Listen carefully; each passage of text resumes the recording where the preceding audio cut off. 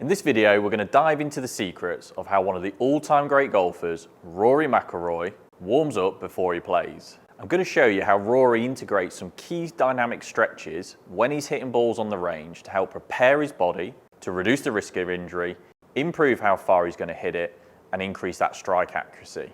Just this simple warm-up that you can apply whether you're hitting into a net, you're out on a driving range, or even without a club in hand, will go a long way for you to score better. Now there's loads of different ways you can warm up. Obviously professional golfers have more time and will give more time to properly warming up because they're playing for millions of pounds every week. But as amateur golfers, you're just playing for a few quid with your mates. The thing is, a proper warm-up, as we know, is going to help prepare the body, so it's more likely to give you a better chance of playing well. Now if you've got a driving range or a practice ground, great, you can kind of give yourself more time, but most golfers don't give themselves that time. They might have a net near the first tee, or they might just get straight out of the car and straight onto the tee with a quick putt. Now what I want you to do with that approach is try and break it down so you can integrate it into different scenarios. Now I'm going to show you a more longer scenario, not that of a professional, but integrating some of the methods Rory's going to use. So naturally you'd want to start with a short club, something where you're not swinging particularly fast or particularly long. So that can just be a simple pitch shot, really just to get moving.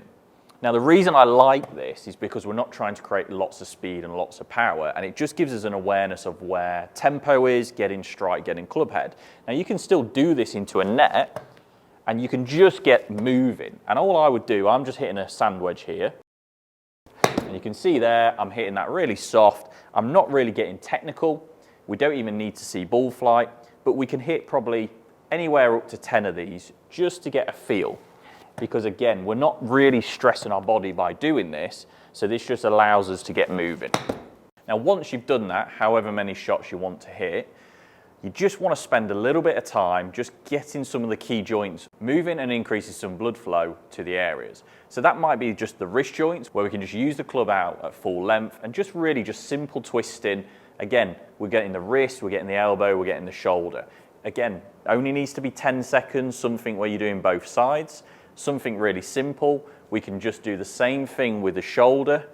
We can just kind of be doing some overhead reaches, some sideways motion, and just basically getting these key joints moving. We can then put the club across the back of our shoulders and just some simple twists to get now the spine rotating. From here, we can simply put one leg back and just twist the upper body into the hip. This is getting both hips moving as well as the spine. And I'll spend roughly 10 seconds on all those key areas and those key movements. Once we've done that, we can just move up to a mid-iron. So anywhere 7-iron, something like that. And we're just going to essentially now go up a level. So we've obviously got some blood flow into the key joints. We're going to be a bit more mobilized. So now we can get into that longer swing, a bit more speed, but really just focus on tempo again. And just try and find that strike. Find that movement that you're trying to do. And again, up to 10 shots is absolutely fine. You don't need more than that. You can literally hit 1 or 2 depending on your time. But I'm just trying to find that kind of turn and that stretch now that it's safe to do so with my body.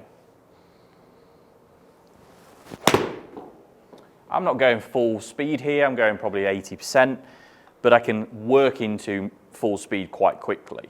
Then we just want to get a little bit more stretch type exercises in, so something a little bit more dynamic. I would just go with an overhead reach, so where we're really stretching and getting the shoulders moving. Again, up to 10, and then from that position, I do a side bend from side to side. Almost quite slow and controlled, but we're not doing static stretching. We're not holding the position because that can actually limit performance and cause or increase the risk of injury. So we're just getting everything mobilized even further. I'd also put the club down into the ground to really get these lat muscles stretched out. So we're pushing the chest to the floor and pushing away.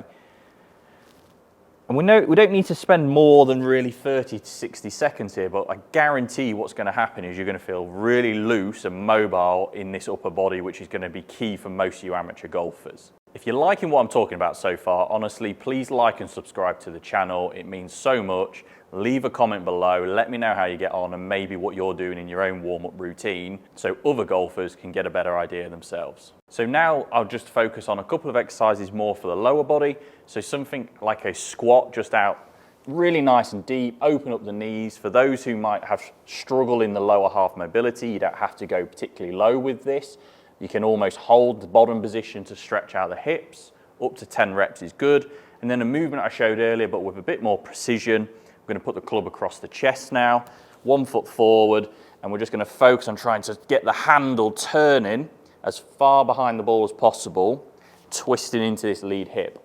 10 each side. This will really get this front hip fired up and turning, as well as that spine, that thoracic spine. You can do that both sides. So we've got a little bit more mobilization in some key joints. We're adding dynamic speed and power. Then we're just going to move into something in the longer stuff. Most people will go with their drivers. I'm just going to, in this case, just go with a hybrid, same sort of thing.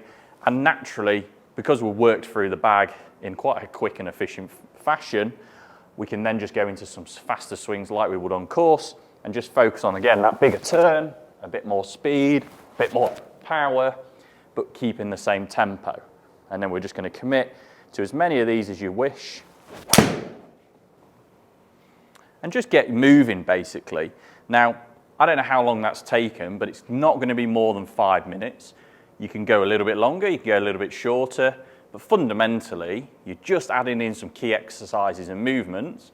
This is like a more realistic version for you amateur golfers out there who don't have loads of time, don't have loads of physical capacity where you can push your body hard before playing.